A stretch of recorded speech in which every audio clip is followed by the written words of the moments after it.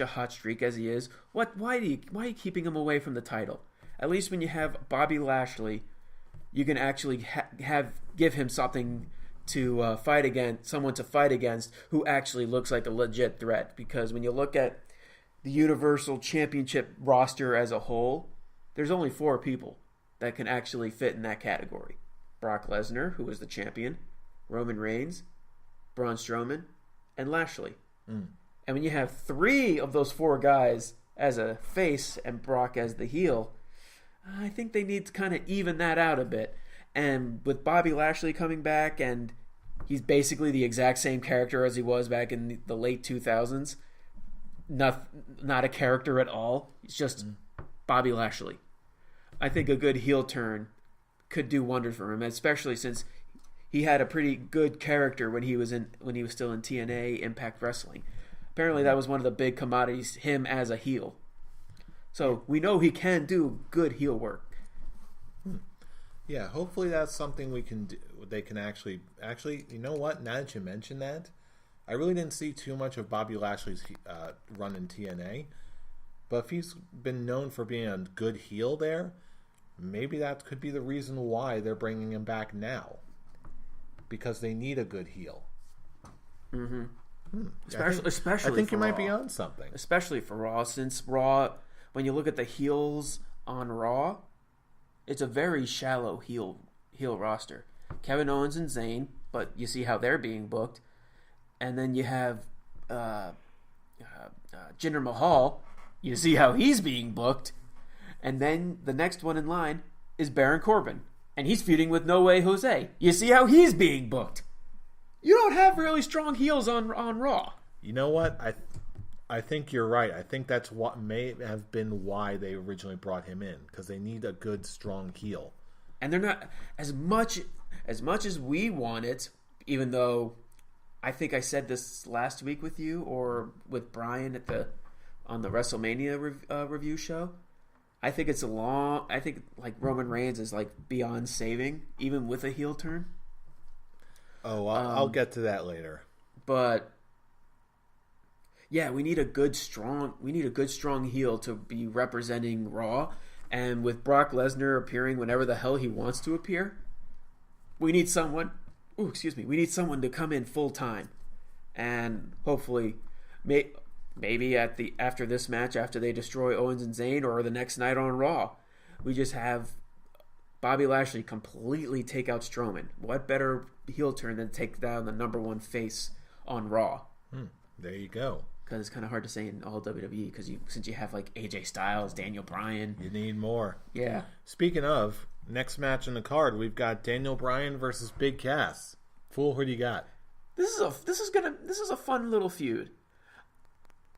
When Big Cass came back, I was just like, okay, Big Cass came in. He's emphasizing he's a tall guy, and you can't teach that. I liked his promo when he was on Miz TV. I thought it was pretty good. I feel like it was his best promo, but granted, he hasn't had a lot to work with, considering when he was last on Raw, he was in a never-ending feud with Enzo and Big Show. So this is his time to flourish, and I thought he actually did really well on SmackDown, and I got kind of an Attitude Era vibe from him bringing on a Daniel Bryan midget on the Go Home show for SmackDown. First, man, that midget could not follow orders. He's telling him to go this way, the midget's going the other direction, bowing. So I was on the side of Big Cass. I'm like, this guy's not listening to you. Just kick him already. Which he did, and he beat up a little man. Thank you. You really are a casshole. Is that an actual thing? That's what people have been chanting it's since Enzo. They're just going casshole, casshole, casshole. Oh, I can see this getting over so hard. It works with his heel character, because really it does. He really is an asshole. Oh man! When you really look at what he said on the Miz TV and just him beating up a small person, he's an asshole. So just put the C in just because his name is Cass and it rhymes with ass. For all the people who don't know that. Oh, I thought you were going to go somewhere. I was like, his name is Cass. It rhymes with ass. ... Something, mass. I'm hungry for Big Mouth Billy Bass. What am I talking about? I'm going to break you like broken glass. But when it comes to the match... If you keep talking, don't give me no sass. All right, no more. Shush. Champ. My favorite character from the trilogy is Boss Nass. Happy Star Wars Day. This is being recorded on May 4th. May the 4th be with you. Indeed. May the Force help you live long and prosper. You ought to be ashamed of yourself. I'm not. Star Trek doesn't have their own day. We got to give them some kind of love. But yeah, I feel like this is gonna be a feud that keeps Daniel Bryan away from the main event picture, or at least with the WWE title picture, and it keeps him away from the Miz right now. I think they're saving Daniel Bryan versus the Miz for SummerSlam. I can see that. And this is gonna be their feud for the next couple months. And the only way for that to really keep going is if Big Cass wins at Backlash. So I'm gonna put Big Cass, but he's gonna cheat. This is not gonna be a clean victory. I could see him fighting Daniel Bryan. Daniel Bryan's basically pushing him to a corner, and it eventually led to a point where he rolls him up with the tights or something. It's definitely going to be a dirty victory. Just for them to... It won't hurt Daniel Bryan. Nothing can hurt Daniel Bryan at this point. Yeah, I'm going with Big Cass too, just because...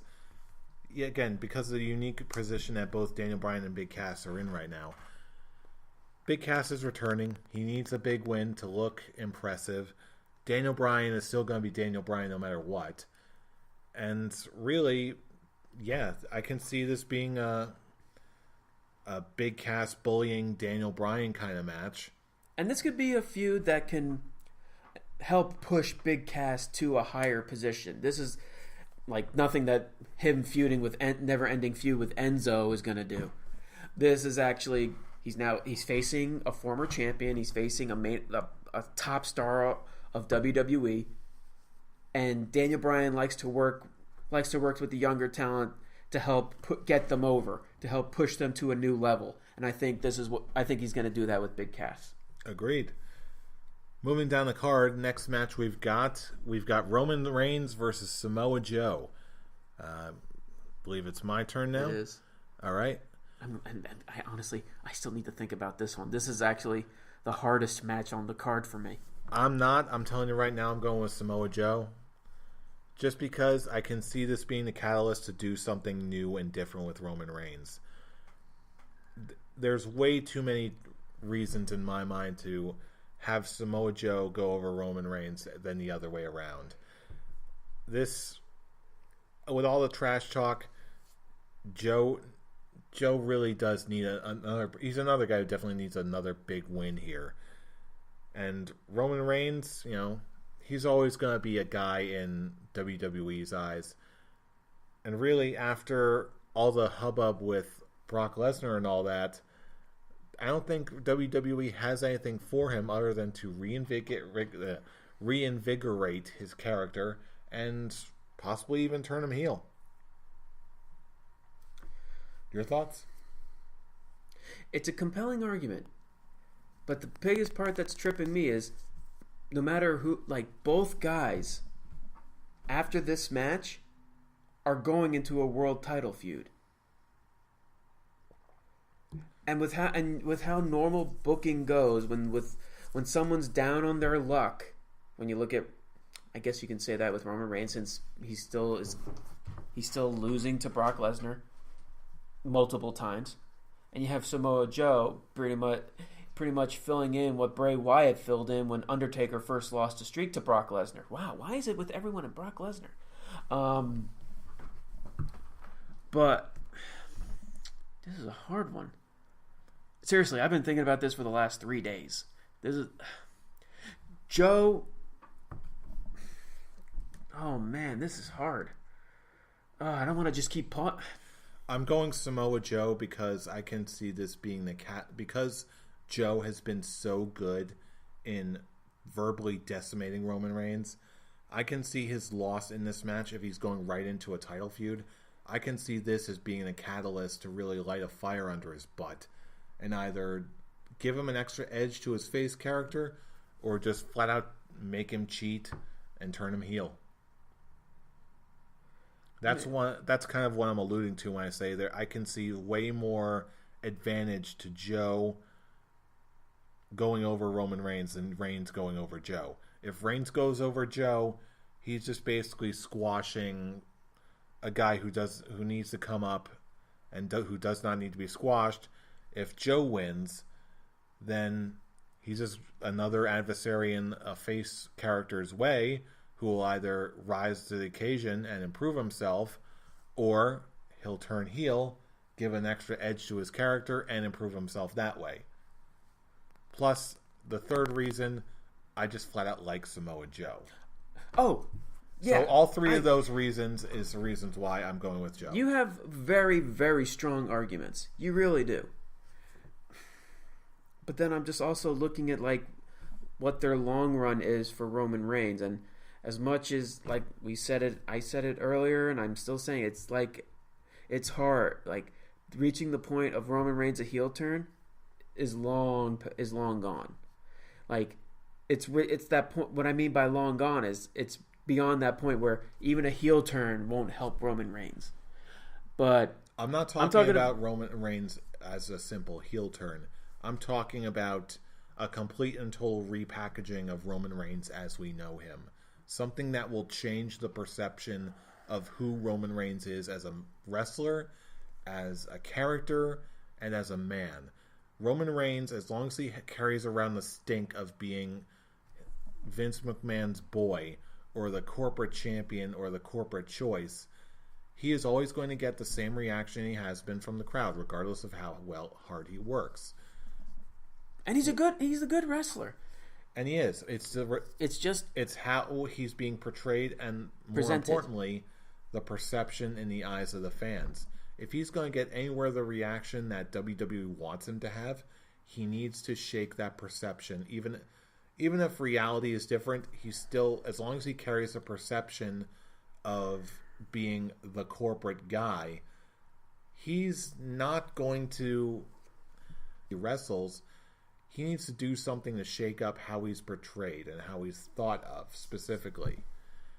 And I can see that being done in so many different ways if Samoa Joe winning is used as the catalyst.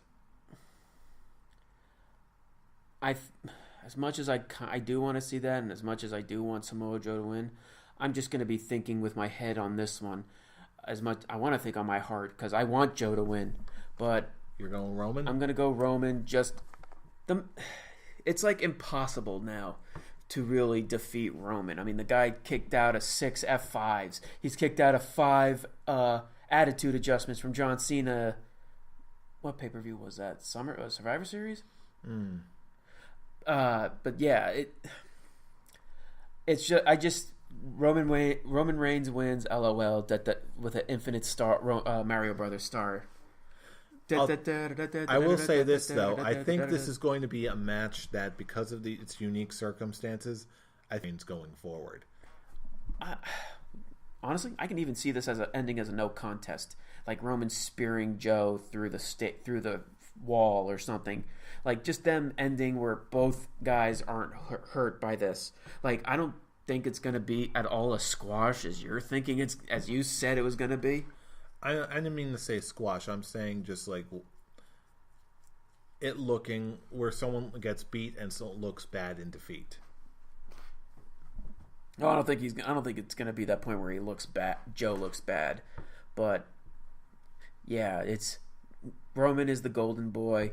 No matter what Vince is, we all are trying to. What we're all saying, we're all basically telling him to. I guess I can drop the one.